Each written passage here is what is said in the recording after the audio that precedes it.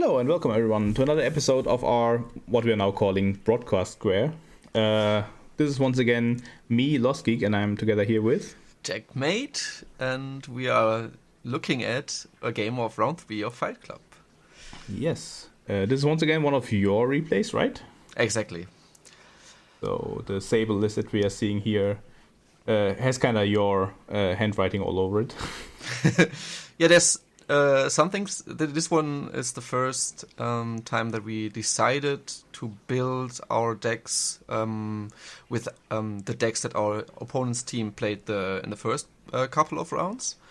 Yeah. And they had like all of their corp decks looked a lot more glaciary. I think they had like this PD deck that we are looking at, and they had a glaciary Asmari deck as well, I think, and some kind of Wayland. Also, some people might remember the soccer list from Worlds, something like that. And they didn't change much, so we decided that we built our runners for that, and that was why I was steering away from the Aeneas build that I did play at Worlds and in the beginning of Fite Club, and looked at Turbine, which was which I tried out on JNet before a little bit, because I thought that might be a good choice if I run into decks that don't have much in the means of assets. And it's kind of nice with Shibboleth as well, because Shibboleth is very good big early game, and then it falls off, and the Turbine can get it back up, so to speak. Exactly. So I think Shibboleth has one of the biggest upsides is that it's just one cost to install, so you can just drop it out of your hand pretty much without thinking a lot about that. And in the early game, it is just a really good breaker, and once the threat 4 hits and Shibboleth becomes worse, then the Turbine just brings it back up to the previous level.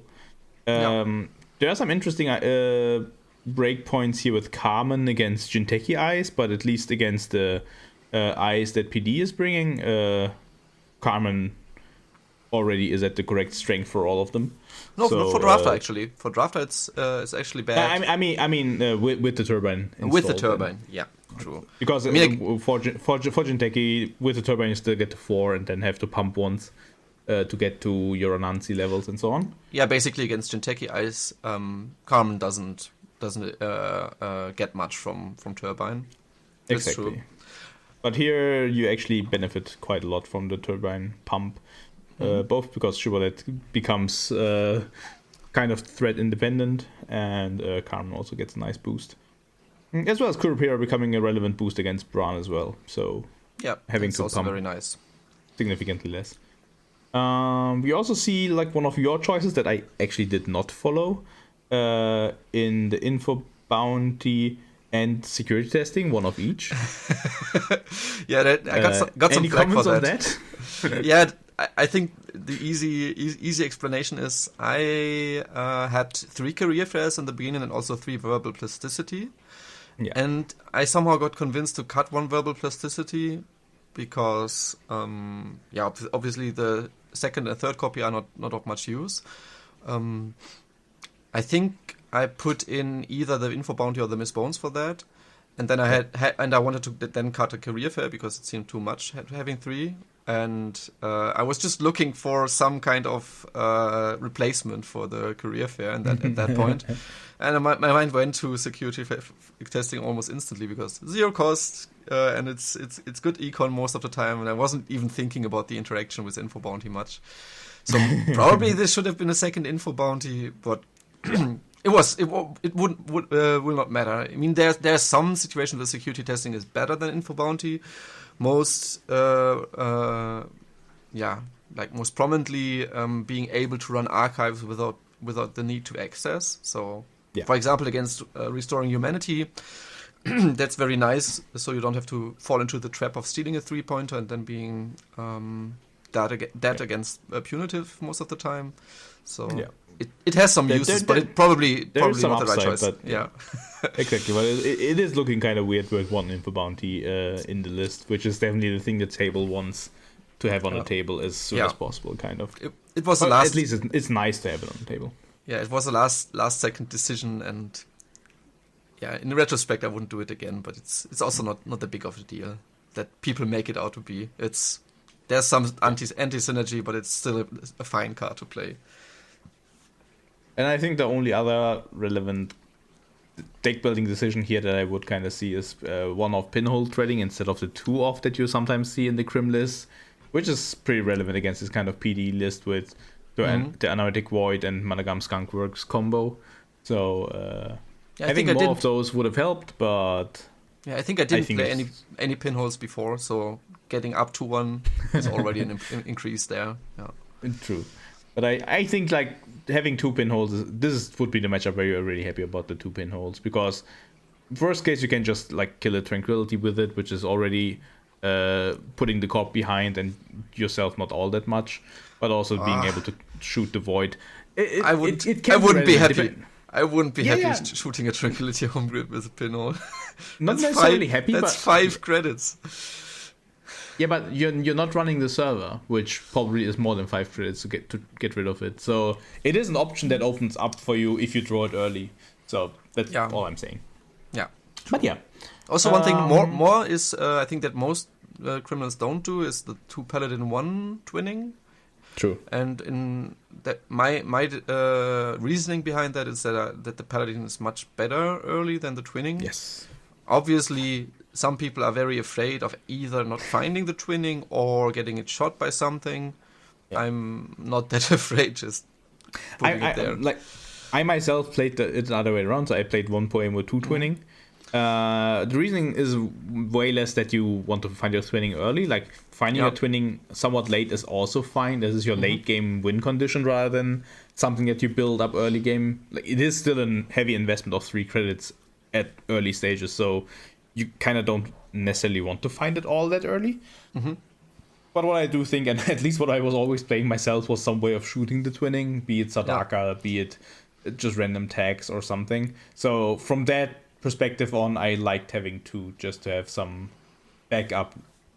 Not in my mind, not if, but when your first twinning gets trashed, because I kind of feel like twinning is such a heavy win con across many different runner archetypes right now that having some way of shooting it down is pretty powerful for corps at the moment, or at least was at the moment. I guess we are in a new meta right now, but in the meta that this was played in, which was before Rebellion Without Reversal, I think at least for myself it makes sense to have 2 twinning. Yeah, I think there's an argument that you can make for it, but I'm not that afraid. Just put it out there, because most of the shooting options are like bad in every other situation in the game. So, and also it's not that hard to win with Sable without any multi-access opportunities. And I still have Wake, so I still have options to go for multi-accesses if I somehow lose my twinning. That is true, but I will also say there's very much a you way of building Crim. So you have often gone like, I have one of each breaker, and if I get shot by an SDS, I still have Boomerang, and it'll be fine. And oftentimes you were correct, like it was fine for you, but in general I like to have the backup. Yeah. But breaker is a different situation, I would say, because the breakers are much more important than the multi-access. And you can see it in the decklist. I really like having the 2-off breakers here. But breakers also are better early. That's the one thing. They're better early than the multi-access, obviously, because they do something, while multi-access doesn't do anything if you don't get the access. And breakers can be like if you have if you lose one breaker, it gets much harder to do something than if you lose your multi-access. You can still do stuff, can get single accesses and stuff.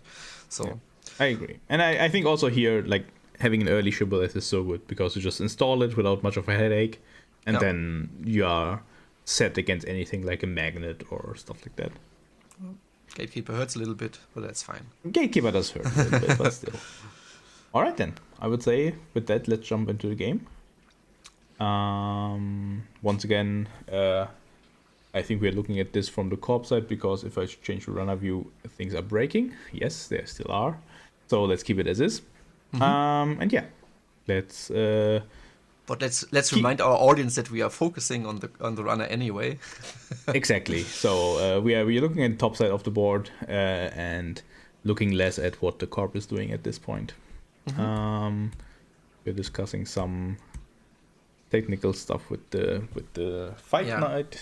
We were discussing. Yeah, we were discussing. There was some discussion if we're getting our games streamed, and I think there was no stream then after some confusion. So we just played it out. So this game is probably fresh for most of our viewers, which is nice. Yes. And the corp starts with typical PD start, just 3 installs, threatening something like a Rashida, something like that. Also, let's take a look at my hand for a second. Mulls and Keeps. Yeah, I love my starting hand, by the way. I have Class Act for the first turn. I have money, and I have 1 breaker. I think it's almost perfect. Yeah, I think one of the Class Acts could be something else, like an info bounty or something like that. Something that does something for you. Could be some improvement, but it's almost if you have 3 or 4 cards that you're really happy with in your starting hand, that's superb. Yeah, exactly. And your Marcus Archives, which I guess with this hand isn't even that good. No, there's no real need to run Archives here. Yeah. So I think 3 of your clicks are already set, which is a gamble, what would you do? Class Act, and a... Okay, 2 of your clicks are definitely set. I think you definitely play a gamble here. You definitely play a Class Act here, just to have options. Yeah. And then there are 2 clicks left. I think one of them can be a Bravado. I think, like, especially with the corp not having played Hedge Fund, forcing them to rest something is good. And especially since they didn't play Hedge Fund, hitting a drafter is also much less bad than it usually is. So I think just bravadoing somewhere is always a good idea. I think the reason is twofold with the Hedge Fund, by the way. I think, first of all, it's very good that they can't get it back. And second of all, they don't have the money to be able to rest another ice if they rest a drafter. So for example, if you... I think what I'm also likely doing is bravading on HQ, forcing them to rest there. And if they choose to, then they likely cannot rest on server 1, and I can go and trash Rashida or something like that. You can argue both ways, I think. Yeah, I think the reason to go for the remote is that the ice on the HQ is then unrest still, and that's potentially good when you get a Hammers down. But I think both is fine. Like, you can bravado HQ, you can bravado the remote. But in any case, I would agree. Like, I think if I had the Hermes in hand, I would maybe think more along those lines. But since I don't have it at this point, I kind of feel like the pressure on HQ is worth more. But yeah, it is kind of close. But that leaves the 4th click open, because I think then we want to play cards 1, 2, and 3 in our hand. I mean, you can check R&D. I think that's one option. You can draw a card, which is also fine. I personally think I like checking R&D a little bit more, because you still then have the Class Act value of choosing 4 out of 5 cards. I think I want to leave a click open after the Bravado. So if I gamble Class Act Bravado, I don't really have the 4th click to threaten. So one if I draw here. Yeah. So I like it. Having the option to run the other ice server if they rest on the first thing that we run. Yeah. So I think I would probably just click 1 Bravado here on HQ. I think I like gamble first, just to have more money if you want the option to trash something. True, but I guess. I guess there isn't much that you can access that you would actually want to trash. Let's see. That would, but still, I agree. So let's see what you do. You play the gamble, you play the bravado. Let's see where you're going. HQ actually. So you're actually your play was what I went for as well. But I think, as I said, I think both is fine. Yeah. And we are seeing a magnet here.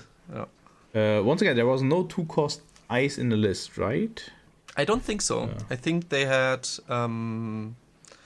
3 costs. They don't have any what's it called? Ablative barriers, which is most likely the one card that you would see for 2 cost. Yeah. Maybe some splashed tattoo bolas, but that's about it. Yeah. So that leaves Server 1 quite open at this point. Yeah. And but also probably means that Server 1 is a spin doctor more than Rashida typically. Exactly. It's a spin doctor. Yeah. But I think you're fine about this exchange. The question is even, do you trash it here? That is interesting. Because it is blocking the scoring remote anyways. Yeah. Which kind of means that it'll probably get over-installed, so I don't think I would necessarily trash here, but you do. I like just being able to get rid of it when I have the option, and they might just put assets in there, play some some stuff and get value out of the Spin Doctor, but I think not trashing it is also very much in this situation totally exactly. like It is a specific situation where, because ICE is already committed to that server, I think I would be happy to do that. And if they open up a second server with ICE, I think I'm also happy with that exchange, because it means one ICE got out of circulation, a click was spent on nothing. Yeah, yeah, true. Yeah. In any case, you install the Class Act, you see 5 cards. Look at this beautiful Class Act. Look at this. Let me look closer. Interesting. I think it's a twinning that you put down, right? And you just go like, maybe I can shuffle it with a boomerang and then you still have access to it? Yeah, it's so hard to find the card here, I think. I mean, you could also, I think the 2 cards that you could argue for, or go the other way around. You definitely take the Shibboleth after seeing the Res Magnet. That's like the perfect card to break that. That is true. That is true. Definitely take the Nuka to have more draw. You definitely take the what's it called? Info Bounty for the money that you need. And so it's I think either Jezve or twinning. Jezve works so well with the Shibboleth to make the runs on HQ even more juicier. So I think you're right. I think I like the twinning bottom here, but yeah. But this is I did go for the twinning coffee. To put the coffee down. But I think like both of them are good. Especially against PD, maybe twinning is the correct option, because PD is able to go fast. Even though the start was kind of slow, it is still a pretty threatening deck. So being able to set up your win condition early on is more important than other games. So maybe I'm even with you here on the twinning. It is a close call for sure. But I do agree that the other 3 cards are probably more important. The one thing to consider is also that I only have 1 twinning, but I have 2 Chesters. And so I have the option to find it. And also, since I'm not running Mutual Favor, I'm not able to shuffle my deck, I think. You have a Boomerang, but that's Boomerang. Yeah, that's it. Okay, yeah. So I think that went through my head when I was picking the twinning, because I was like, okay, I'm never seeing the twinning if I'm not picking it here, probably. But I definitely still like this choice as well. I think against PD this might be correct. So PD ices up and takes the credit, which probably means that the remote ice can now also be rest. Might be, yeah. And this time around, hitting a drafter would be worse than before, because giving a Spin Doctor install, or even getting the Spin Doctor back to hand and installing something from hand, I think is pretty potent. So might be that you need to slow down here. We'll see. Also, we see maybe the perfect mark now. Not. Yes. The corp doesn't know it yet, but exactly. From our perspective, this is a really good mark. I guess I can also zoom in at this point, because we are not playing as asset spam. Yeah. So you're definitely installing Info Bounty, and this is a nice bit of synergy that is often missed with Info Bounty and Sable. Having Sable to set your mark means that Info Bounty is live immediately instead of a turn later, which is surprisingly huge. You can do it in different ways, but it's much easier with Sable, where you have your mark in every turn. So you're definitely installing Info Bounty, installing Shibboleth, and running, which is click neutral, so there's 2 clicks left. Yeah. But interestingly, you can't do Nuka, click it, and then install the things because of that's turn ordering. Exactly. So I think that means that either you're just clicking for a draw here. I think I would do that. If I find to maybe draw Bravado, exactly. Bravado doesn't actually work, but it doesn't work. Dirty Laundry does work. Dirty Laundry works exactly, and but I think since you're most likely to spend a lot of clicks drawing anyways, I think drawing manually here would be my preferred choice. Like, spending clicks to draw with just regular Crim isn't as bad as in other runners. This clicks that you are spending often on drawing, so might as well, if it makes the rest of your deck align better, might as well do it here. Mm-hmm. But you're going for the installs immediately, which is also, I think, fine. Yeah. You can maybe make some decisions as well from getting accesses. So that is true. Whether you go again or whether you don't. Mm-hmm. You do find the Rashida, you very likely trash it, exactly. Mm-hmm. And I think then you just play Nuka, Clicker, and then discard something, which is worst case the class act. I also like using the fact that the corp is rather poor, so maybe even doing a run on the remote or something like that. I mean, I don't know, especially after trashing Rashida, I don't think I like base planting into drafter. I think that hurts you. I have 2 much. clicks. I can still trash the Rashida when they install it. So no, I'm most likely mentioning that Rashida gets back to hand and the spin nutter goes on board. I see. I agree the corp is now on 0 credits, which is still good for you. But also there is now a drafter server where they can put the Rashida behind and you'll need to get in again. I think that's too risky for me, but yeah. not too risky. Not too risky. You make them have it, and I think the exchange is still fine even if they do. So I can see this run. I think I wouldn't do it, but I think it is a choice that you can take because they need to find one of the 3 drafters and have it installed exactly in that server. And still, this could be an ice that they can't res. So this exactly. option always exists. Exactly, which seems to be the case. And you actually go in, finding the second Rashida. And probably taking the time to install the Nuka at this point, or just taking credit. And yeah, I like to be a little bit up on money now because I want to be more flexible if you have to interact.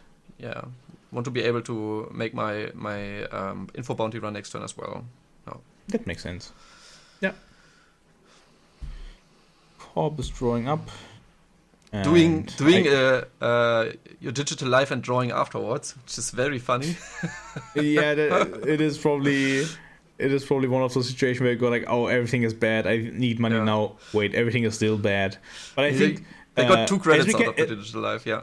As we can see now, we said that we are not looking too much at the corp, but as we can see now, this is not a good game for corp. Like this is not a good draw. That it doesn't really open up options, and the one tool that you had in Rashida already was found and trashed, so and their remote is not very safe. We already know because they didn't rest the ice. So I mean, you rest basically any ice that ends the run that you can rest in that situation to protect the Rashida. So or the drafter, so you can even the drafter, you can deduce that it is very likely either Bran, an MIC, or the Ansel. Yeah, we can actually check. Border control could also be border control, but yeah, true. Border control could also be the case. But yeah, I feel like this was not destined to be a good game for the corp, and your draw was pretty good. So I think, this looks already pretty good for you, even though you're on 3 credits. Your mark goes on HQ, which is also just nice. Very terrifying from the corp side. Yeah, but I wonder what you do now. I guess you just install Nuka and Clicker, although there's nothing you can really draw and be happy about. Yeah. You're not even playing Carpe Diem, are you? So no. And even if doesn't exist. Carpe Diem does make me able to run HQ afterwards because you gain the credits up front. Exactly. Yeah. So drawing Dirt Laundry doesn't help, but I guess you still do it. Okay. Fine. Very, very, very, very convenient career fair daily cast if I wanted. I think at this point I would bottom the Bravado and just take the immediate money from career fair, the money later on from daily cast, and you don't need the Bravado at that point. I mean, the career fair is also good with twinning, but twinning is not active yet, so I think take the daily cast. I would, in retrospect, take the daily cast, which I do. Yeah. And just bottom the Bravado. I think this is fine. Although there's an argument to be made that you are so far ahead that you could actually bottom the career fair and take 2 Bravados and it'd be better later on. But just the credit better, which is... I mean, there's also the option now to run HQ, gain a net 1 credit, and then Bravado somewhere. Exactly. It's not the best. Like if I Bravado HQ, I'm just taking like 3 credits from the Bravado because I can't break. Yeah. And if I do it on another server, it's kind of dangerous. Exactly. I think I like this more. I think you just run HQ. Oh. I guess there's still a click left. Mm-hmm. I don't know, but I think I definitely run HQ now. See where I'm at, and then go from there. Yeah. This yields a Vitruvius, which is nice to have. Mm-hmm. And at this point, maybe just manual draw. I think I actually run back because the fact that they played your digital live for only 2 credits. Yeah, kind of sounds like they had a lot of agendas. Maybe. Can we take a short break from the recording? We can. Replay? Ja, aber hier. Beeilen Sie sich, gib dir deine Wäsche. So, and next click you just take run on HQ. Yeah. Just hope to maybe snipe a few more agendas and get this one to the back before the cop has any chance to make it worse for you. Yeah. Which I can also see. Yeah, I just like it because of the weakness they showed with playing the digital live for only 2 credits. And yeah, it does make sense, and you get rewarded for it by just stealing another 2 points. And this is now kind of your game to lose. I think even if PD gets all the draws that they need to get back into the game, I think in most cases you should have the tools that you need to close the game. But what you still need is a lot more of your breakers and a lot more of your econ. So, I guess. I mean, the econ is already here, and we have a lot of draw in just the class act and the one activation of Nuka. And let's think about how the corp could get out of it. I mean, first of all, they have to plug the holes on the centrals. They have to get money, so maybe they need to draw a hedge fund or something. Yeah. So it's very, very hard to get back into this game. But it is really hard for I think the corp would need like a hedge fund, a tranquility grid, and then like be able to res the ice on remote and it actually put you back significantly. So I think like they install the tranquility now, you run, they res the MIC, you have to break or maybe just lose the clicks or something, and that shifts the balance back into their favor. But it is definitely really hard for the cop to get back at this point. If you just play cautiously and just money up, install your twinning, and just see a lot of cards at some point later in the game. Yeah, also at some point there will be the problem of diversion of funds as well, since they're still low. So yeah. Although you have now turned off your shibboleth, so there is still that. So the diversion at this point isn't as valuable as it was just one steal ago. Not for me, but the credit situation will, even if they find the hedge fund, will still be kind of like problematic. But we do see what they find is another agenda, so yeah, this is really painful. But there's a tranquility. And another agenda. Yeah. And as if you could see the hand, you just go tough luck. Yeah, I was like mentioning the turn before where I found 2 agendas and 2 excesses, which even though I suspected them of having more than one agenda in hand, it's still lucky. Yeah, but this is definitely nothing that the corp could do. I think PD just typically loses games where they draw into this many agendas this early on and don't have any tools to mitigate it. But yeah, it is definitely rough. But it's also interesting to see like how the runner can, once you find yourself in a situation where you feel like, okay, this is going good for me, how can you convert from there? Which I think also something interesting to see, and something where you can also make quite a lot of mistakes. This game is still losable by sure. You do have to make some mistakes for it, but not all that many mistakes, because PD is still a powerful deck. PD can power through this, and as we can see in their hand, if they're able to like score office, this is already a tempo boost forward. So like if these things can get scored, you can get to an Ikawa pretty quickly. Yep. for example, if you are too passive and you let that one score slide, Exactly. that gives them so much tempo that they probably just back in the game as well. Yeah. So we see once again a Nuka draw here. And yeah, kind of the perfect tools. Question is what we take here. I like the boomerang, I like the paladin, and then it's question if I want to be set up for later with the turbine or if I want to pressure the economy a little bit more with diversion. Yeah, I think I would actually go with the turbine here because once again, this is your game to lose. Mm-hmm. And one of your downsides right now is that the magnet costs 3 to break. And being able to mitigate that and break HQ open again pretty cheaply, possibly, is worth more than the diversion right now. Because diversion right now doesn't do all that much. Because then you're on 4 credits, you would put the boomerang on the outermost on HQ. Let me zoom out again. Mm-hmm. So you would probably put the boomerang on the outermost on HQ, and then do the diversion run, which means you need 2 more credits. Doing it I think this at turn this is turn, awkward. this turn diversion is not happening, but it might later because you always have to think about what ice would they put on HQ. It's probably an ice they can res, and if they res an ice, diversion doesn't do much. So I'd rather play Bravado in that situation anyway. But I can still take the diversion for later runs if I suspect them to money up a little bit more, and then we get some more value out of it.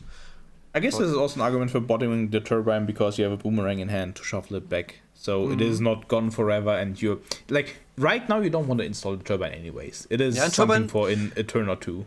Yeah, turbine you have to think of. I think in this situation, you in 2 breaks of the maggot you get value from the turbine. I think because you pay 4 to install, and you save yourself 2 credits 2. every time you have to boost the breaker. Exactly.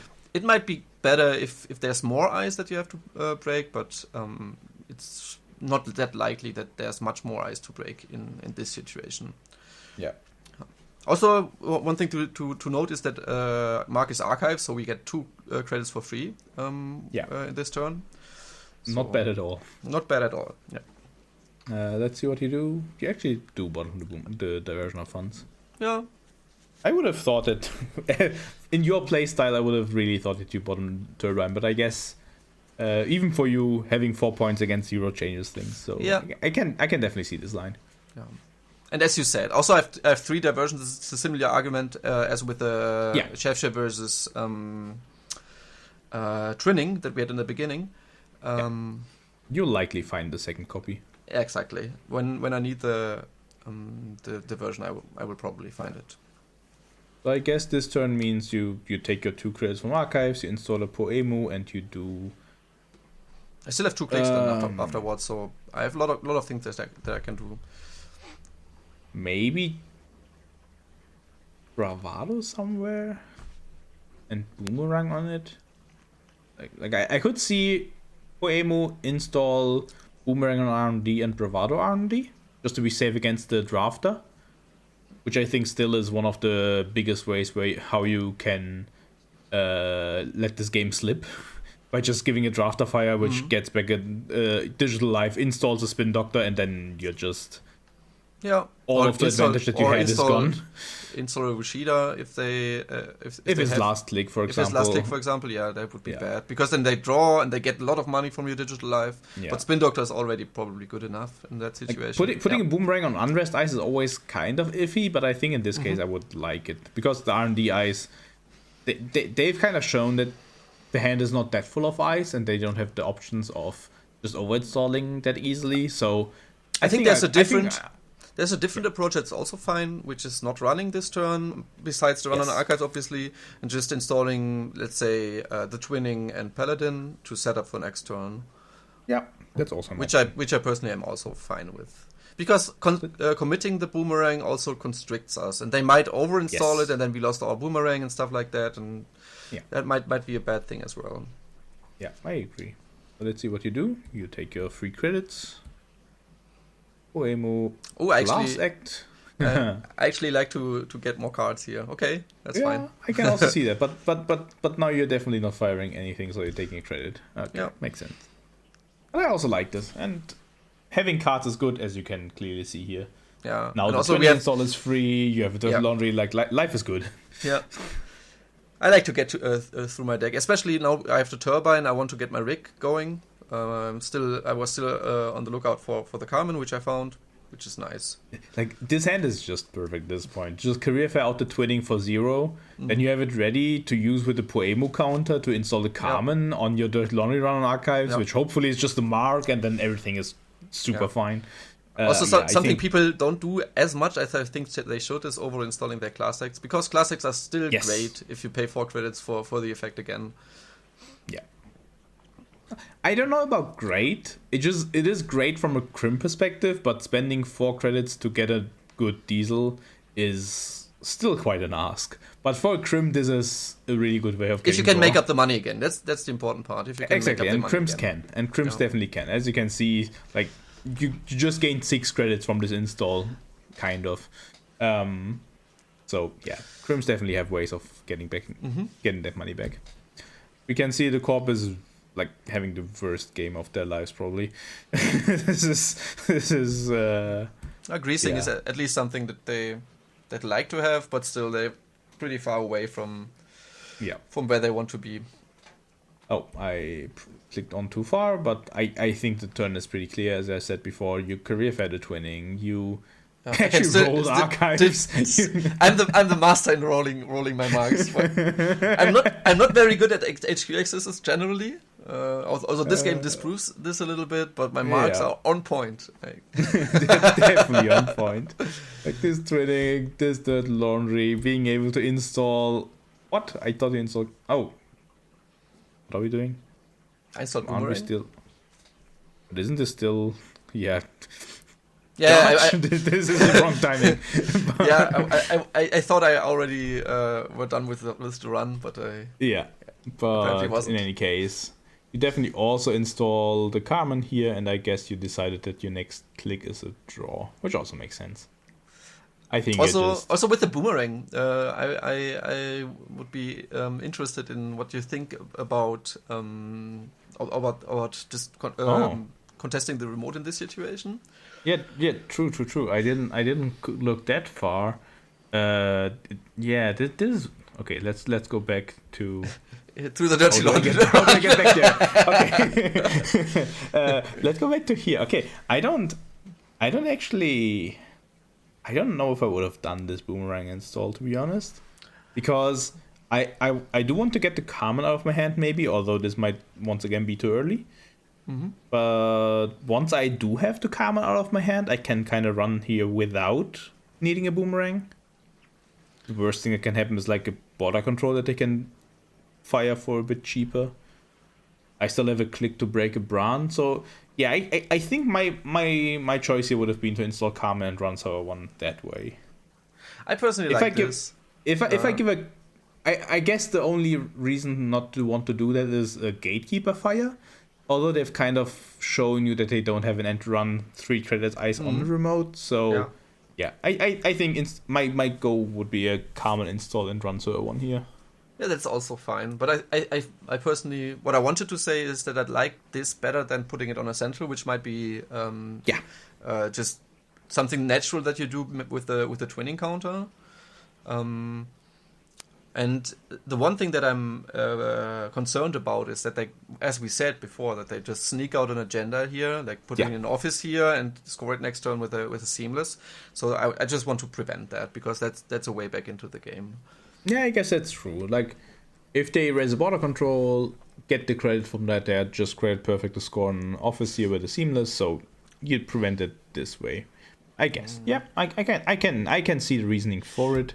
I don't think I would have done that. I personally, in retrospect, I don't like this draw. I think it's better to get the click available for answer, for example. And I think you're fine having them score an Ikawa here with 2 seamless launches. I think that is just a fine exchange. But still, just having clicks open for Bran, for Ansel would be better. Also, you have drawn into 2 weird cards. I think you want both of them. I think I like I I want the Hermes more. The Hermes more, yeah, but it kind of hurts to put a daily cast down. I think the game is still...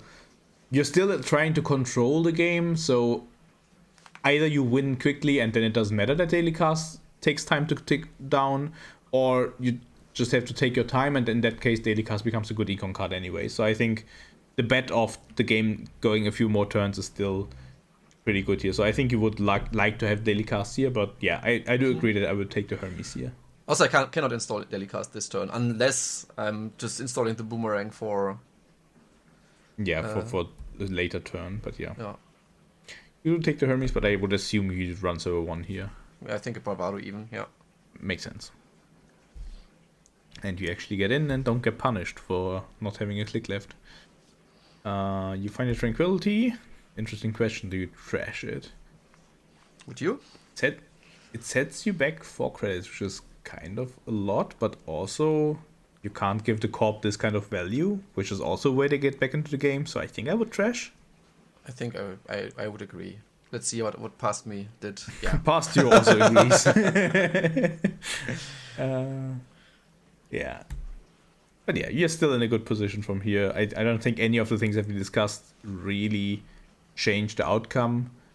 Like even a Bran fire here doesn't really change much because the corp is now very poor. An Ansel fire is also kind of fine. So yeah, I think the click doesn't really change all that much.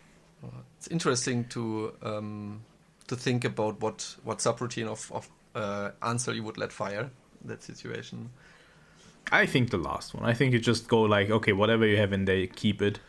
Because once again, they've gone down to 0, so worst case is I guess Rashida, but that's still fine. It's also the third Rashida. The third Rashida that has to be if that's exactly. the case. Exactly. But yeah, we see the cop take a military, install something, take a credit. So yeah, what do you do now? First of all, roll Archives from a mark again. I want to have your luck, really. Yeah, I mean, I guess you draw first in case you get a Dirty Laundry, which there are still 2 in the deck. But other than that, everything looks fine. Yeah, you do draw. You find a Miss Bones, which I think is too late to install and expect to pay out. So yeah, nothing really changed here. I think you want to get the Carmen down. You kind of just want to get your programs down, all of them. So I think you just slowly get there now. Yeah, install the Hermes. Get your free money. Install the Carmen. Take a draw, maybe? Oh, actually, yeah. I actually do run the remote here. Oh, yeah, true. I forgot. The corp installed something in the remote. Probably best to push there. I mean, if that's a Bran, I'm just bouncing off the Bran. Probably fine. Yes. It is unlikely that there is ice in the game at this point, as much as it has been installed. So I think you're fine letting the first subfire. Yeah. And yeah, the rest is just also fine. So. Also, the extra ice on the remote doesn't give them that much if they're still on 6 credits. Exactly. So yeah, once again, they are in the same situation where this boomerang kinda does the same thing it did turn before, and you get to the Rashida treasure, and this being a third Rashida now really puts the corp behind, because none of the things that could have been used to get into the game really worked. So I think this is once again still a bad position for the corp to be in. Also one thing to consider, if they had rest the mic and used it, would that have been good for them or bad? I think it would have been bad. They paid 3 credits, like basically to draw 3 cards. Yeah, and which they is not lost something that is likely to help you here. And lost their eyes, so yeah. I guess the deck is playing 2 your digital life. Yeah. So one is already used, but still. Yeah, one is already used. But I think, like, once again, this is a game that the corp is obviously losing if like everything goes as normal. So like trying to high roll might not be the worst idea here. But once again, I'm not even sure that just high rolling your digital life here does much for you. I mean, if you find a Spin Doctor on top, you might install Spin Doctor Resit. your digital life, discard some agendas, and Okay, shuffle them back that's in. an even higher roll. Yeah, maybe you're right. Maybe you should just fire the MIC also to get rid of the boomerang forever. Yeah. Or like just res it and not do anything else with it. That feels wrong because then I'm trashing the Rashida. Yeah, but then you have an ice that is hard to break with Shibboleth. So maybe you can leverage that somehow credits, and like install a card, take 2 credits, and say, yeah, if you want to have this office, just come and get it, kinda.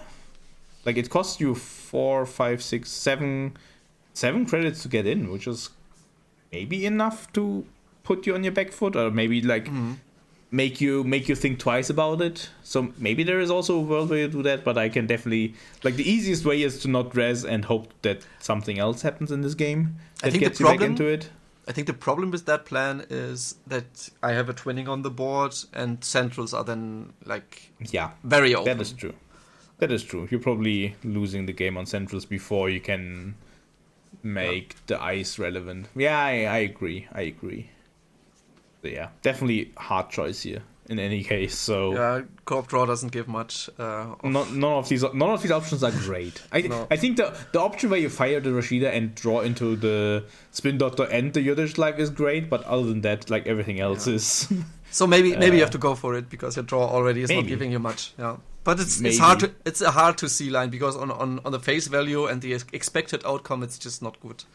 Exactly. Like you're very likely to lose from there. Like this is not a winning move unless it is, and that's just a very small percentage. Yeah.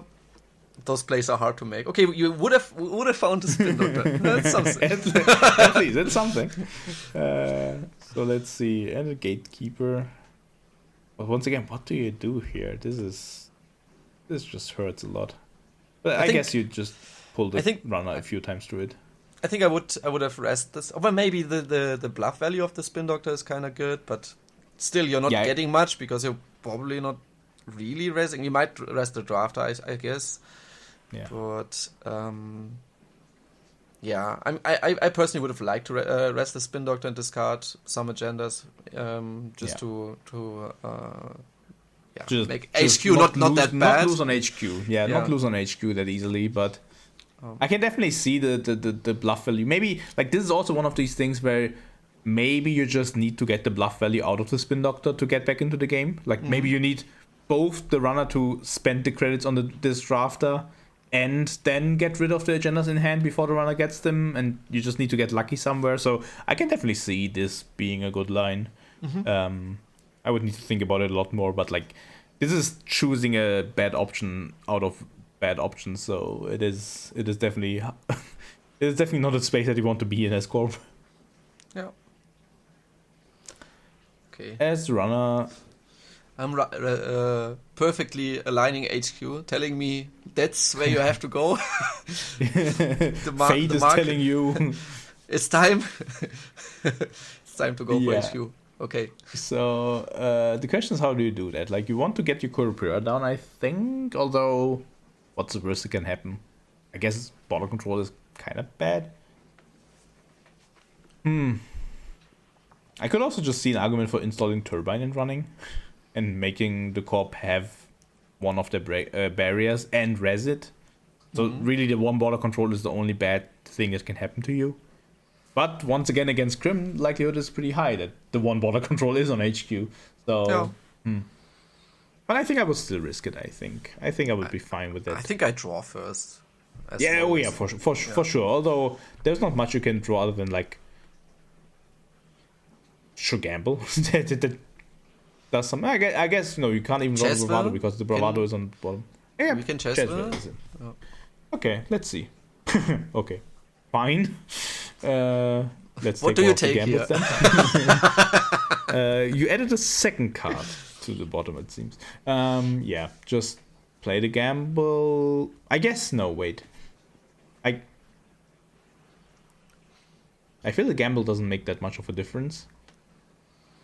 So maybe install Kurapira to just be safe. I like it. I'm not sure if I did it, but I like it. And I like playing the short gamble, especially because of Gatekeeper. Just Would you having the option. Would you then run last click with a turbine install as well, or what would you be looking at here? I mean, I can only install turbine or Kurupira, so Yeah. I don't know. I actually don't know. I think I like the run without the turbine better. Just but I'm not spend sure. more credits with shipboleth. I don't know. Yeah, I think in the end, it's I think in hard. the end, I think I would in the end go for the efficiency. Just install turbine and make them have the one-off border control that is bad for you. And if they do, you still haven't like lost any value. No, You just, I think I would go for a turbine here. You go for the gamble. The turbine. I go for the and then turbine. run. You are correct. Okay, I will agree with past you. Yeah. I mean, the turbine is very compelling because shibboleths get so much better, and we already see the magnet there. So yeah, and especially now with the gatekeeper, which I hadn't really thought about, this becomes actually breakable.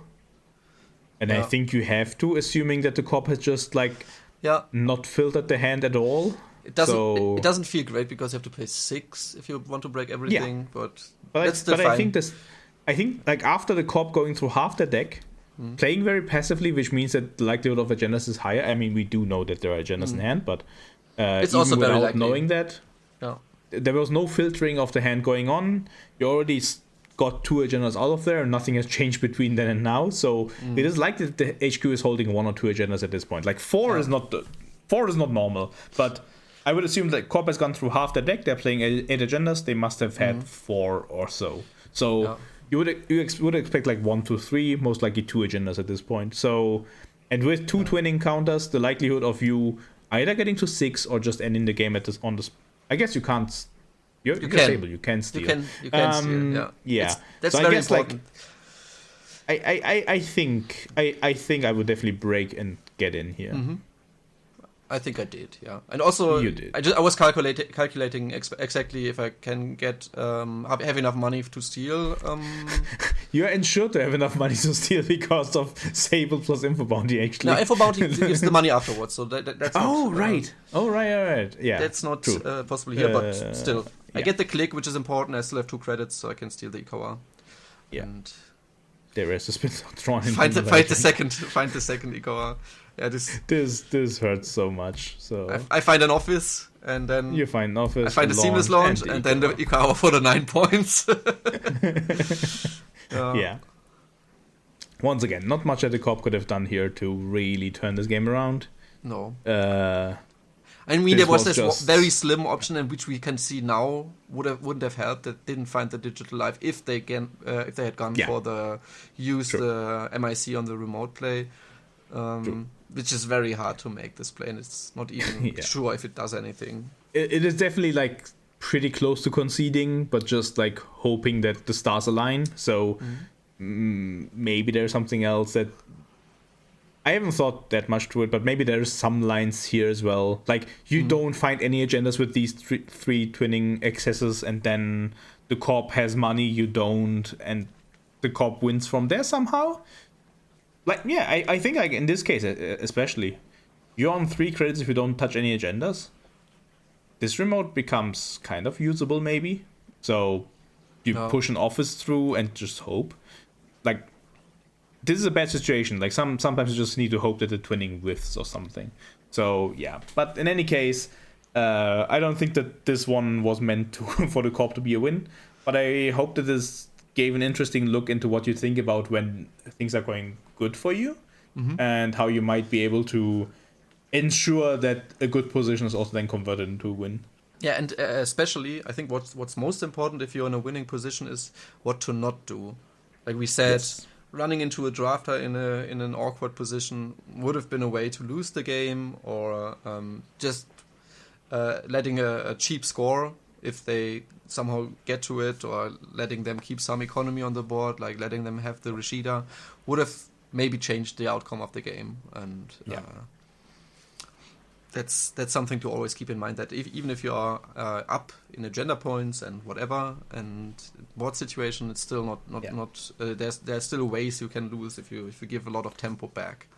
And I would assume that both of us have like had games in the past against lesser skilled players where I wouldn't even say lesser skilled players. Yeah, I would like, say overall, yeah. it always happens. You True. kind of don't think about the one thing, and then a game slips. Yeah, right. That is true. But like sometimes there is this thing that you can present to the runner as a very enticing run, and then you raise the drafter, fire it, and turn the game around from there. Like stuff like that can definitely happen. So yeah.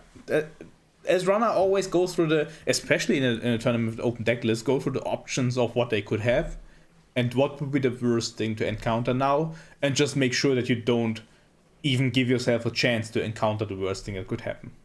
Yeah.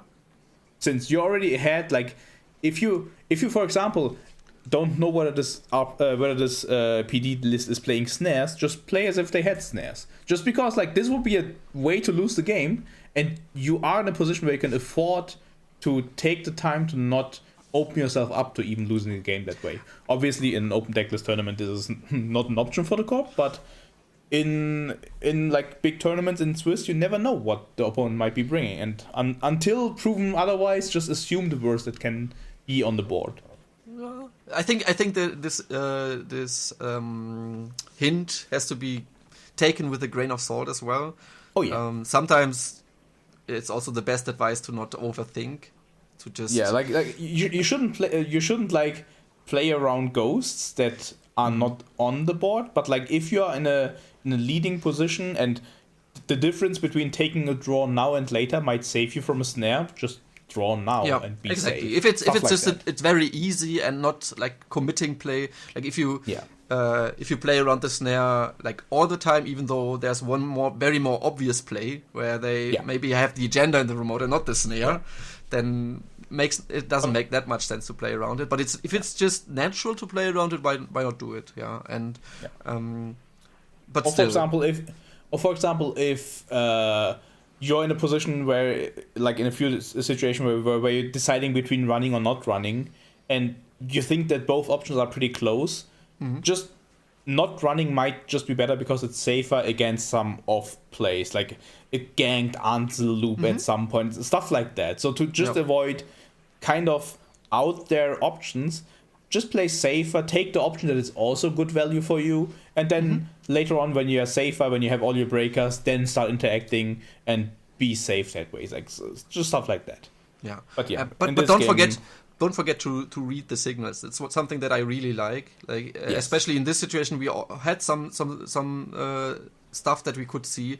I really like the signal of the week, Your Digital Life, which told a lot about the state that the corp was in.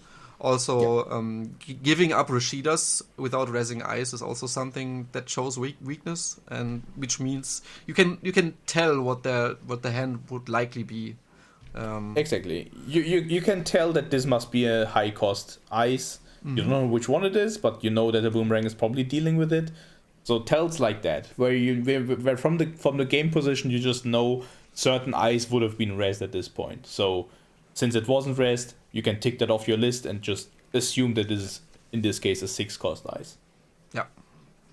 Agreed. Oh. I think it was a nice different style of game. Not that close. It was just very very say it was a kind of one-sided netrunner, but still interesting decisions, I would say, too, and interesting lessons to take from. And definitely, like this was not a game that was meant for the corp to be won. Like, I think if they managed to find a way, either you would have need to make a mistake, that would be very impressive. Need to find like a brilliant move somewhere, because with this draw, it is very likely that you end up losing. And even though they are pleasant. They're not pleasant experience to have these kinds of draws. They are part of netrunner, and I think it's fine to have them once in a time having a bad draw where you have to struggle. There's still like this 5 or 10% of these games where you just like find the line, or runner just stops, and then it becomes absolutely for a great. second and then slips, and then you go like, I should have lost this, but I won, and it feels great. So those options are still there. But yeah, I hope that you had this was also some other perspective and some interesting things to be learned from this game, because this is also a situation that you can find yourselves in, and if in a tournament that there is a lot on the spot, like a lot being determined by this one game, Yeah. making sure that you win it is also a skill to have. So And that's the flip side of the coin of the one player that has the bad draw winning the game. Is if you're in a position where you are winning and you lose that game, that feels the absolute worst. Yeah, you will remember those losses for a long time because you know you fucked up. You probably fucked up somewhere because you could have won that game by the feels of it. Yeah. There was some decision that you should have taken but just haven't, and you will, like, for example, if you have friends to go over the game with you and replays, or maybe it was even on stream, and then you can keep discussing certain options years in the future. But yeah, okay, I hope that's some some good spot to wrap it up, and Yes. we'll see you in the next video. If you like the video, like the video. Make YouTube know. Make us know. Really enjoy some comments if you have some, but no need if you don't. And as always, hack the planet! Shut up and get in the car.